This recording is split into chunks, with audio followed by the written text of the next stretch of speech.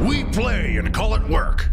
Hey everybody, Matthew here from MiniWarGaming.com with Drewski. Hello. And welcome to this review for the Burning of Prospero box set. We are going to talk about the models, we're going to talk about the rules, and for your viewing pleasure for our Vault members, or for anybody here that wants to become a Vault member for free by clicking the link in the video description below, we're going to do a 1600 point 30k battle report of Space Wolves vs. Thousand Suns using Adeptus Custodians and Sisters of Silence. We'll talk about that in 2 seconds.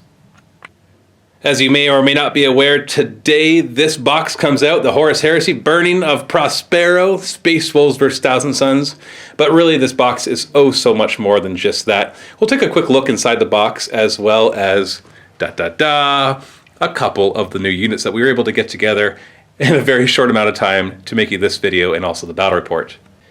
Just like the Betrayal Calth, this box contains a lot of generic Space Marines. Of course, here they're painted as Thousand Suns and Space Wolves, but that's just transfers. Those aren't special shoulder pads or anything special about them to make them really Space Wolves and Thousand Suns, with one exception being the named characters. We've got Azek Araman and Gelgor Fellhand for the Space Wolves on the left there. And we got even a little list right down here what it comes with. It comes with those 2 special characters, 5 Tartaros Terminators, 30 Legion Veterans, which you have to realize in 30k, a Space Marine's a Space Marine's a Space Marine. If he's holding a bolter, he could be a tactical, he could be a support, he could be a seeker, he can't be a support, but he could be a seeker, he could be a veteran. And so you don't have to worry about the different types of armor and all that for that.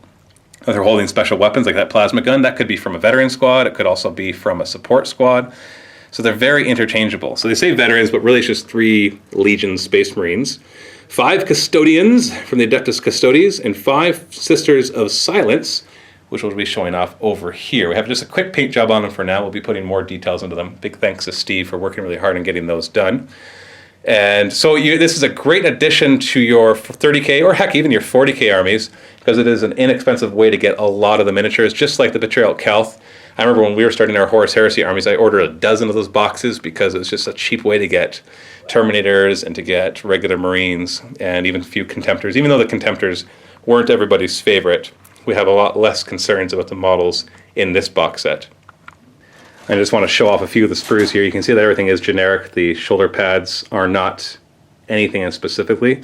So you don't even have to split this with a friend to give one side Space Wolves and the other side Thousand Suns. Really, except for the named characters in there, you could use these in any of your legions. And if you even really want to, I know the Ahriman one looks kind of like Ahriman, and the other one looks like a Space Wolves character, and so those ones are maybe your only ones that you really have to worry about splitting, or unless you don't want the Sisters of Silence or anything else. Still a good deal. Of course, it has its own rules too for the Burning of Prospero, but we're not going to talk about that here because we haven't played it. We never really played the Betrayal Calth one. I've heard that people really like it, but honestly, we buy these boxes for the models to add to our Horus Heresy armies, not so much to play these extra little games they come with, although I do hear that those games are fun. But the super special thing that they come with, of course, is the Sisters of Silence and the Adeptus Custodians, the Custodians. They come with 5 of each. We've got 10 painted up with the Sisters because we wanted to use 10 of them in our battle report, which Drewski and I will talk about soon. Yeah, you should check it out. Yeah, don't worry, I'll let him talk. I know somebody in the comments will be like, at 5 minutes, Drewski finally gets to talk. Well, hello. Well, hello. And I think we don't have the 30k rules for the Sisters of Silence yet, but we have both 40k and 30k rules for the Custodians, and we have the 40k rules for the Sisters of Silence, although I have a funny feeling they're just basically tied over rules, until the new Sisters of Battle come out, which will probably incorporate the Sisters of Silence, but I don't know what they plan for that, so I can only speculate at this point. But let's talk about the models first. This is where I'll let Drewski jump in. What do you think of these new models? I personally love them. They are high detail, very pretty, and Steve did a wonderful paint job for as little time as he had to do, or as he had on them. Yeah, he did these all in a few hours, so we're still going to add more details, like the cloaks need more details, even the gold armor and the power weapons have more, but we wanted to get him battle report ready, which I think he was really able to do. So try not to focus so much on if the paint job could have more details and focus more on the intricate details that the model itself has. And you see that it's actually quite impressive. I personally love these Custodians. They just look like absolute beasts. And they act that way too. Yes, they do. We'll talk about that in a second. We're not going to give spoilers for who won. I'll just tell you right now, the game was incredibly close, very back and forth. We had to make up some extra rules. For example, there's really no way to bring the Custodians or Sisters of Silence in the 30k game, even with their 30k rules, because in 30k you need an actual force org chart. And so we kind of went a little unbound just to show them off. And on the Thousand Suns side, we put some extra sorcerers in the tactical squads just to give the Thousand Suns more psychic stuff and to give something for the Sisters of Silence to try to shut down. So let's talk about that now. Let's talk about their rules. You can actually find all the 40k rules for these models on the Games Workshop website. You can only play with them in Unbound right now because they're just elite slots, but they do ally with the Imperium as Battle Brothers, so you can do some interesting things with them. So you'll have to find out if your local tournament will allow them, because most tournaments don't allow Unbound, although they might make exceptions for these guys. As for the 30k rules for the Custodians, you can find them in the White Dwarf November 2016 issue on page 118, I think. Close, 113 for all of their rules right here. And they are different. They're very different. In 40k, they're 50 points a model. In 30k, they're either 55 or 65, depending on what you give them. And their rules work slightly different. So we're going to talk about the 30k version of these, and we'll talk about the 40k version of these, because that's what we used in our battle report. Right now, you can build the Custodians in one of two ways, as Custodian Guards or Sentinel Guards. These are Sentinel Guards, which is the sword and the shield. The Custodian Guards are a spear and close combat weapon, although the spear is a specialist, so the close combat weapon doesn't really do anything. Both of them have the same set of rules, though. One of their special skills is preternatural skill. If they have an enemy who matches or is lower than their weapon skill, then it boosts their initiative by 1. And they have a weapon skill of 5. Yeah, so in most cases, they're going to be swinging at a higher initiative. That's fantastic. Another good thing about them, these guys are big shieldy tanks, right? So they're going to have a unit coherency of 3 inches rather than just 2. It's about this far instead of this far. That can, like, you could spread them out and prevent charges, protect other units, and, like, look how much cover they could provide and blocking. They're literally tanks. Interesting point, too. If you fire between these, you grant a 5-up cover save.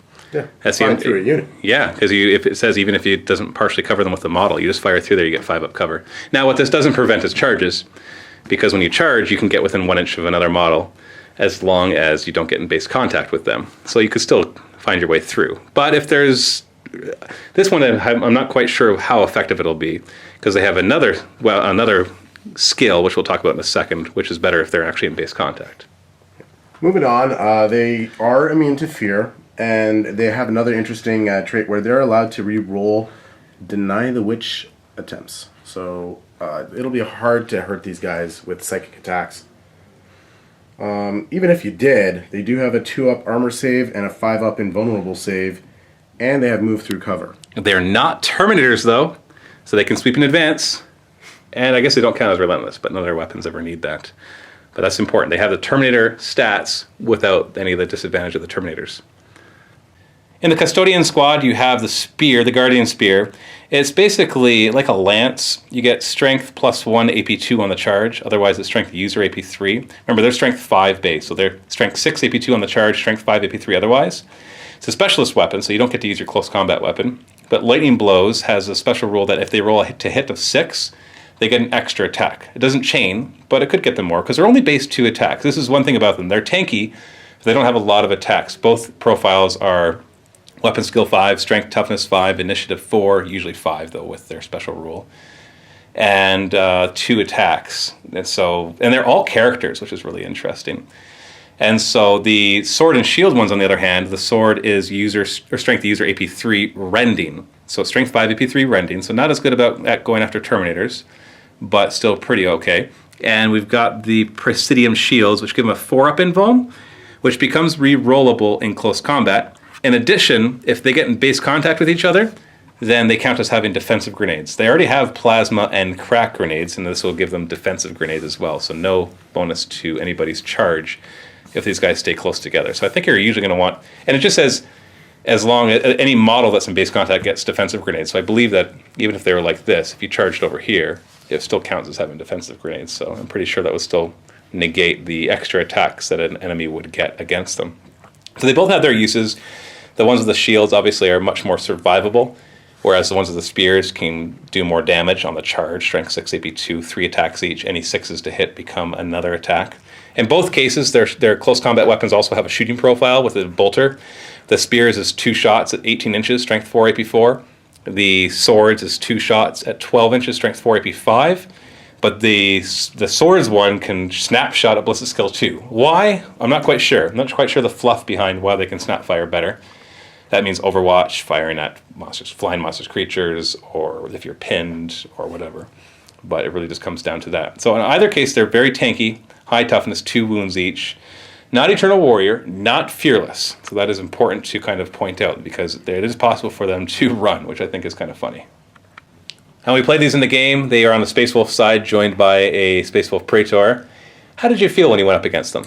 I was very afraid to begin with, and I just kind of wanted to dwindle them down as best I can before inevitably getting into combat with them. I'm not going to tell you how that turned out, but at every step of the shooting and assault phase, I was very afraid. I didn't know what I had that could really wipe it out, and being toughness 5, you can't really insta-kill them. Yeah, not easily. Your glass cannons all of a sudden aren't an easy answer for taking out toughness 5 guys. Exactly. So the best thing to do is force, but that has its limitations. Especially with Sisters of Silence nearby. That's a huge limitation. Yeah, that's one of the big limitations. Yeah. We also noticed that once they got into close combat, their survivability seemed to go through the roof. They did. Because even with AP2 weapons being used against them, the 4-up rerollable invuln can make them survive quite a while. So that's all I'm going to say. All I'm going to say is that on the paper and in battle, they look like they should last a while. Now, obviously, they're not undestroyable. They're not immortal. You can destroy them. They're toughness 5, 2 wounds, 2-up save with either 4-up or 5-up invuln. So you're going to want to be shooting these guys from a distance, though, not so much engaging them in close combat. It just wastes a lot of your attacks to try to get through all those invulns. Now, against the Custodian Guard squad, that's just 5-up invuln, I can imagine those being a lot less tanky. You hit them with glass cannons, they're only ignoring it on a 5+. You get into close combat, it's a 5+ if you're using AP2 weapons, and it's not rerollable. And next up we have the Sisters of Silence. I think these ones are going to have tons of potential in 40k. In 30k there's a lot less Psychers. Maybe Thousand Suns are going to change that when they come out with their new rules, but typically you don't see more than 1 Librarian on your opponent's side. It's not that it's impossible, it is totally possible.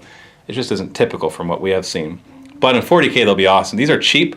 They're 15 points a model, 10-point upgrade for the Sister Superior. You can exchange their bolters for a Guardian Greatblade, Executioner Greatblade for free, or you can pay 2 points to give them each a Flamer. And their profiles aren't that impressive. They're weapon skill 4, ballistic skill 4, so slightly better than Sisters of Battle, because I believe they're only weapon skill 3. But strength and toughness 3, 1 wound, initiative 5, base 2 attacks, leadership 10, and fearless, and they cause fear, and they have a 3+ save. So in the end, they're squishy still. They're not as bad as, say, Genes to their Cult, where it's toughness 3, 5-up save, or Harlequins, or something like that. They still have a 3-up armor. But let's face it, you put enough bolter shots into them, you're wounded on 3s instead of 4s. They do melt away a lot quicker. But where they succeed is not so much in their survivability, it's in their abilities, because they have a few. They have Psych Out grenades, which they can throw, and if they hit a squad that has Psychers in it, then a randomly allocated Psycher takes a Peril to the Warp. We got to see that used. I'm not going to spoil what happened. Let's just say that it's scary.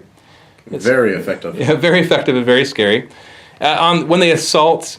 In the assault phase, if you charge a unit that has Psych Out grenades, you don't gain bonus attacks. If you're a model with a Psyker or Brotherhood of Psyker rule, that's not quite as big a deal. They're more useful as throwing.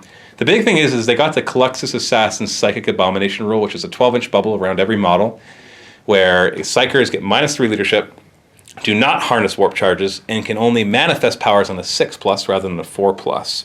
So it really shuts down Psychers. And in addition, blessings and maledictions on any units within 12 inches of them immediately expire.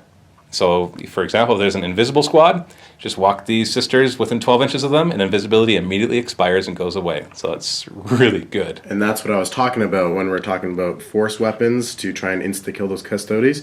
Just doesn't work so well when they're close. Yeah, when you have the Sisters of Silence as allies, Exactly. That's for sure. And so they're very scary that way. And they have Bane of Psychers, which means that they target a unit that has Psychers inside of it, they can reroll to hit, and they gain precision shots and precision strike. And so that's just tells you that they're a little better at killing them. So other than that, they are squishy, but for their points cost, they are quite effective. How did you feel when you... Now, I am giving a spoiler here in the sense that you know that I was playing Space Wolves, the Sisters of Silence, But how did you feel when you played your Thousand Sons Sorcerers against the Sisters? Pros and cons. I know they're kind of squishy, so you want to throw a lot of firepower at it, but you have to maintain your distance to generate and cast your psychic powers.